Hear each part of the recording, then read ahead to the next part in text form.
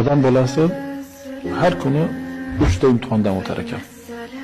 Birinchisi, har kuni umri qisqarib borar ekan. Bundan ham ajoyibi, puli qisqarsa, moli qisqarsa hisob-kitob qilar ekan, lekin umri qisqarganiga hisob-kitob qilmas ekan. Vaholanki ketgan pul qaytishi mumkin, lekin ketgan umr hech qachon qaytmas ekan.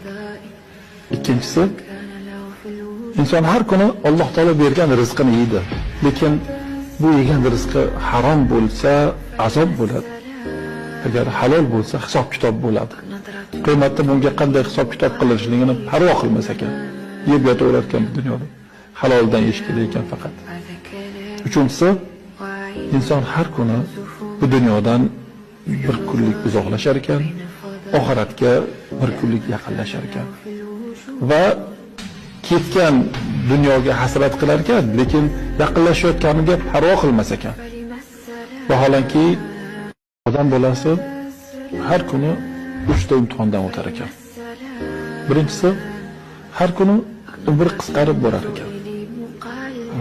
Bundan ham ajoyibi, puli qisqarsa, moli qisqarsa hisob-kitob qilar ekan, lekin umri qisqarganiga hisob-kitob qilmas ekan. Vaholanki ketgan pul qaytishi mumkin, lekin ketgan umr hech qachon qaytmas ekan. Ikkinchisi, inson har kuni Alloh taolo bergan rizqini yeydi, lekin bu yegan rizqi harom bo'lsa azob bo'ladi. Agar halol bo'lsa hisob-kitob bo'ladi.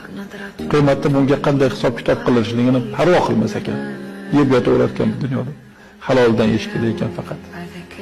Uchinchisi, inson har kuni bu dunyodan bir kunlik uzoqlashar ekan, oxiratga bir kunlik yaqinlashar ekan. Va ketgan dunyoga hasrat qilar ekan, lekin yaqinlashayotganiga parvo qilmas ekan. Vaholanki